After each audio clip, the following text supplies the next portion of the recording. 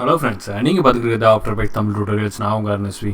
இன்றைக்கி நம்ம பார்க்க போகிற டியூட்டோரியல் எதை பற்றி அப்படின்னு பார்த்தீங்கன்னா, MP4 ஆஃப்டர் எஃபெக்ட்ஸ்லேருந்து எப்படி அவுட்புட் எடுக்கிறதுங்கிறத பற்றி பார்க்க போகிறோம். மீடியா என்கோடரை வந்து நம்ம யூஸ் பண்ணி தான் ஆஃப்டர் எஃபெக்ட்ஸ்லேருந்து நம்ம அவுட்புட் வந்து MP4 எடுத்திருப்போம் இது வரைக்கும். இதில் அந்த மாதிரி மீடியா என்கோடர்லாம் யூஸ் பண்ணாமல் வேறு எதுவும் தேர்ட் பார்ட்டி அப்ளிகேஷன் எதுவும் வந்து ரெண்டாவது ரெண்டரை எடுத்துகிட்டு அதுக்கப்புறம் கன்வெர்ட் பண்ணுற அந்த மாதிரி டெக்னிக்கல் இல்லாமல் டைரெக்டாக ஆஃப்டர் எஃபெக்ட்ஸ்குள்ளே அந்த MP4 ஆப்ஷனை எனேபிள் பண்ணுறது எப்படி அப்படிங்கிறத பற்றி தான் இந்த டுட்டோரியலில் வந்து நம்ம பார்க்க போகிறோம். வாங்க பார்ப்போம். இப்போது இந்த ஆஃப்டர் எஃபெக்ட்ஸை வந்து நான் ஓப்பன் பண்ணிக்கிட்டேன். இதில் வந்து நான் ரீசெண்ட் ப்ராஜெக்ட் வந்து நான் ஓப்பன் பண்ணிக்கிறேன். இது வந்து கவ் சைக்கிள் அப்படின்னு இருக்கும். கவோட வாக்கிங் சைக்கிள் பிளெண்டரில் பண்ணி நான் வந்து இதில் ரெண்டர் பண்ணி இந்த மாதிரி பண்ணியிருக்கேன். இது கொஞ்சம் கார்ட்டூனிஸ்டிக்காக இருக்கும். இப்போது இதை வந்து நான் ரெண்டர் பண்ண போகிறேன். ரெண்டர் பண்ணுறதுக்கு காம்போசிஷனில் போய்ட்டு ஆட் டு ரெண்டர் கியூ கொடுக்கலாம், இல்லை கண்ட்ரோல் எம்மும் கொடுக்கலாம். இப்போ கொடுத்தோம் அப்படின்னா நமக்கு இப்போ ரெண்டர் கியூ வந்து இங்கே ஓப்பன் ஆகிடுச்சு. ரெண்டர் கியூவில் இந்த அவுட்புட் மாடியூலில் நீங்கள் கிளிக் பண்ணிங்கன்னா இதில் குயிக் டைம் இருக்குது. இதில் வந்து நீங்கள் தேடி பார்த்தீங்கன்னா MP4ங்கிற ஆப்ஷனே வந்து இங்கே இருக்காது. இது வந்து இப்போ வர்ற எந்த ஒரு வெர்ஷன்லேயுமே இருக்காது. எனக்கு தெரிஞ்சு ஆஃப்டர் எஃபெக்ட்ஸ் 7 அதுக்கு முன்னாடி வெர்ஷனில் நமக்கு வந்து H264 ஆப்ஷன் வந்து வச்சுருந்தாங்க. அதுக்கப்புறம் மீடியா என்கோடர் வழியாக தான் நம்மளால் MP4 பண்ண முடியும். இப்போது வந்து நான் சொல்கிற ட்ரிக் மூலமாக இதில் MP4 ஆப்ஷனை நம்ம எனேபிள் பண்ண முடியும். அது எப்படின்னு பார்ப்போம். இப்போது ஓகே கொடுத்துட்றேன். இப்போது ஆஃப்டர் எஃபெக்ட்ஸ் வந்து நான் க்ளோஸ் பண்ணிடுறேன். இந்த வெப்சைட்டுக்குள்ளே போய்க்கிறேன். இந்த வெப்சைட்டோட லிங்க் வந்து நம்ம டெஸ்கிரிப்ஷனில் வந்து கொடுத்துருக்கேன். அதை வந்து நீங்கள் கிளிக் பண்ணிங்கன்னா இந்த வெப்சைட்குள்ளே போயிடும். வெப்சைட்குள்ளே போனதுக்கப்புறம் இங்கே வந்து மெயின் இருக்கும் வாக்கோடர் அப்படின்னு ஒரு சாஃப்ட்வேர். இதில் வந்து நம்ம டவுன்லோட் அப்படின்னு மெயினில் வந்து டவுன்லோட் கொடுத்துட்டோம்னா இந்த மாதிரி வந்து டவுன்லோட் ஆயிரும். இதை வந்து நீங்கள் கிளிக் பண்ணி நெக்ஸ்ட்னு கொடுத்துட்டு நீங்கள் வந்து இன்ஸ்டால் பண்ணிக்கலாம். இதை கிளிக் பண்ணிங்க அப்படின்னா கீப் கொடுத்துருங்க. இந்த மாதிரி வந்து வரும். இதில் வந்து நீங்கள் நெக்ஸ்ட்டு கொடுத்து நீங்கள் வந்து இதை ஃபுல்லாக வந்து இன்ஸ்டால் பண்ணிக்கலாம். ஏன்னா ஏற்கனவே நான் இன்ஸ்டால் பண்ணிக்கிட்டேன் அப்படிங்கிறனால இப்போ வந்து நான் இன்ஸ்டால் பண்ணல.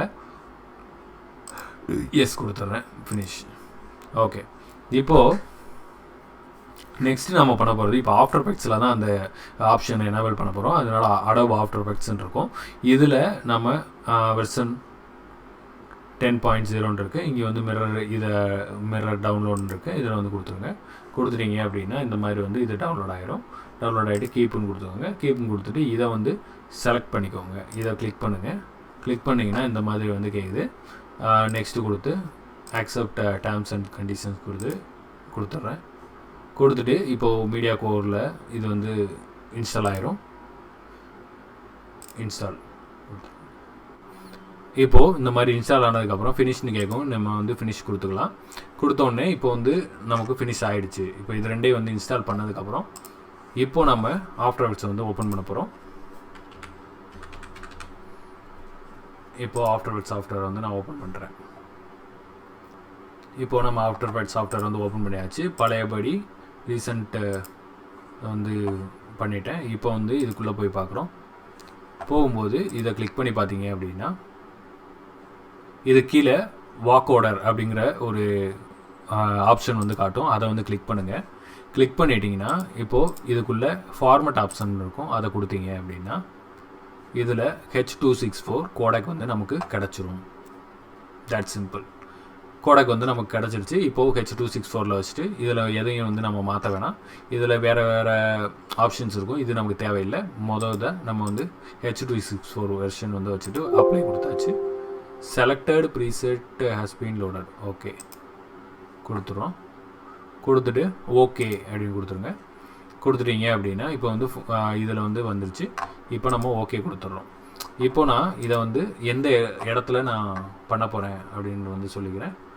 இப்போ டெஸ்க்டாப்பில் இல்லை வீடியோஸ்குள்ளேயே நான் வந்து இந்த வீடியோஸ் இந்த இருக்குது. இந்த வீடியோஸ்குள்ளே நான் கவுங்கிற பேரில் MP4 ஓகே கொடுத்து ரெண்டர் கொடுத்துட்றேன். அவ்வளோதான். நமக்கு இப்போ கிடச்சிருச்சு. இப்போ நம்ம வீடியோஸில் போய் நம்ம பார்க்குறோம். வீடியோஸில் போனோன்னா இந்த மாதிரி